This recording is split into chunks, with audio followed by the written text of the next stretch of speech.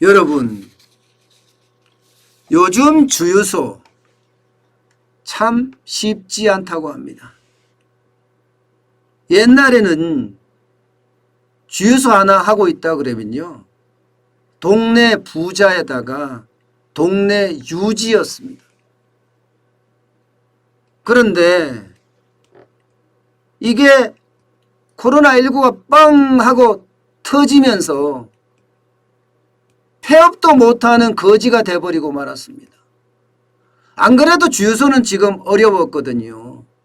주유소는 코로나19 이전만 하더라도 이게 과당 경쟁이 엄청나고 또 실업자들이 많아지니까 주유소가 많이 생겼던 거예요. 이거 돈이 된다고 하니까. 이거 주유소 만들려고 그러면요, 탱크 지하에다 묻어야 되죠. 위에다 설치해야 되죠. 돈이 엄청나게 들어요. 엄청나게. 규모에 따라 다르긴 하지만 10억대에서 수십억대까지 듭니다. 그런데도 주유소를 창업하기 위해서 사람들은 그야말로 난리도 아니었어요. 돈이 됐으니까. 기름만 넣어주면 뭐 부자란 말을 들었으니까요. 그런데 이게 코로나19 전에는 과당 경쟁 때문에 이게 마진이 축축축축 줄어들더니 코로나19가 빵 터지니까 차를 안 갖고 나와요. 사람들이 재택근무하지, 밖으로 나가는 걸 꺼리지. 이러니까 주유소의 수익률이 뚝 떨어지게 된 거예요. 뚝 떨어지게 된 거예요. 얼마나 떨어졌느냐? 유지 못할 만큼 떨어졌다는 거예요. 옛날에는 기름 넣는 알바생을 적어도 2사람, 많게는 4-5사람, 5사람, 6사람까지 주면서 운영했던 주유소들, 요즘은 주인 혼자서 일한다고요. 주인 혼자서. 알바생 다 내보내고 말입니다. 그렇지 않으면 폐업을 할 수밖에 없다는 거예요. 폐업을 할 수밖에. 실제로도 보면요, 주유소의 수익성이 악화되니까 폐업하는 게 굉장히 빨라지고 있어요. 2010년만 하더라도 13,000개였던 이 전국의 주유소가 2020년에는요 11,400개로 줄어들었습니다. 무려 1,600개가 망했다는 거예요. 1,600개가. 이게 몇 년 만에, 불과 10년 만에 1,600개가 망했다는 겁니다. 1,600개가. 전국의 주유소 중에 이만큼 망했다는 것은요, 어째 보면 이제 동네 부자, 동네 유지가 아니라 점점 폐업 거지로 변해간다. 이런 얘기가 가능하게 됩니다. 폐업 거지가. 그런데 더 웃긴 거는요, 이게 2020년까지잖아요. 올해 2021년에 들어서는요, 이게 더 많이 늘었습니다. 더 많이. 2021년 요 몇 달이에요? 석 달 동안 2월 말 기준으로 보면요, 71곳이 더 줄었어요. 71곳이. 그러니까 여기 보시면 14,200곳이 지금은 어떻게 됐느냐? 11,331곳으로 줄어들었습니다. 11,331곳. 그래서 71곳이 올 들어 줄어드는 거예요. 올 들어서 2달 동안.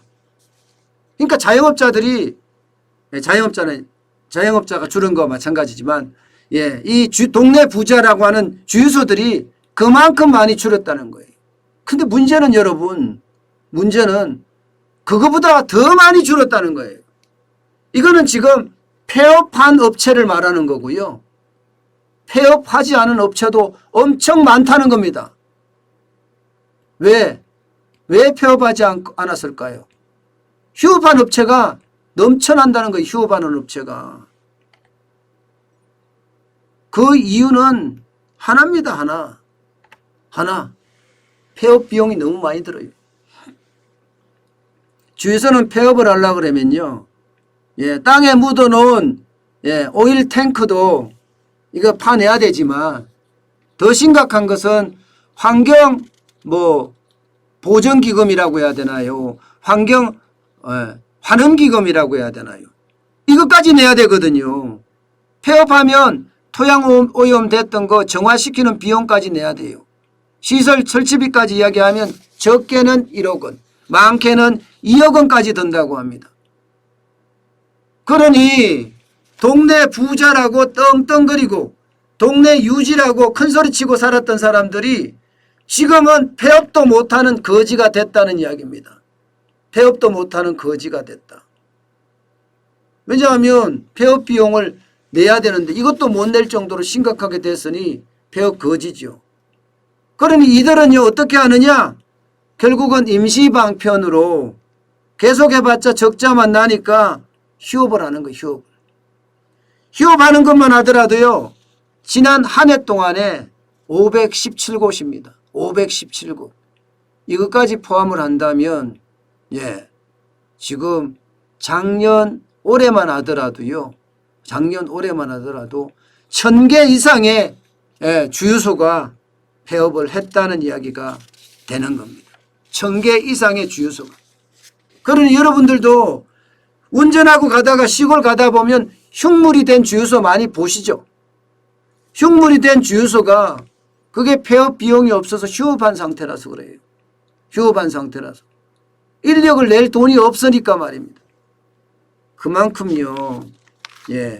지금 주유소도 자영업자가 많거든요. 그 자영업자들도 그렇게 이제 무너지고 있다는 겁니다. 참 어떻게 생각하면 안타까운 일이에요.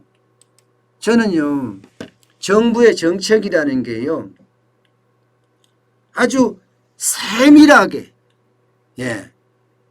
그렇게 저는 정책이 펴져야 된다고 생각을 해요. 옛날처럼 두루뭉실하게 그냥 큰 정책만 펴는 게 제 정책이 아니에요. 지금은 정보의 어떤 비대칭성도 없어졌고, 쉽게 말하면 누구나 다 정보를 접할 수 있는 데다가 누구나 다 세상을 잘 압니다. 그러면 요소에 핀셋 정책들이 넘쳐나야 된다고 봐요. 그래야지 이게 민생이 좋아집니다. 자영업자가 좋아집니다. 바닥 경제가 살아납니다. 소상공인이 돈을 벌게 됩니다. 권위주의적인 정책은요 결국은 바닥 경제부터 망하게 하고요, 그게 더 나아가서는 실물 경제를 더 힘들게 하고요, 나중에는 국가 경제까지도 위태위태하게 만드는 게 이젠 정책 아닌가 싶어요. 중요한 것은요 이념적인 잣대로 정책을 펴면 그것은 시장의 실패만 가지고 온다. 그러면서 현장에 아주 밀접한 맞춤형 정책이 그 어느 때보다 절실하다 이렇게 느껴집니다. 이게 너무 과당 경쟁이 일어날 것 같으면 좀 줄여가고요. 이게 과당 경쟁이 일어나서 허가를 안 해줄 필요는 없는데요, 홍보는 할 필요는 있죠. 그 어느 때보다가 현장을 중심으로 한 정책이 필요한 시점이 아닌가, 저는 그렇게 다시 한번 생각을 해봅니다.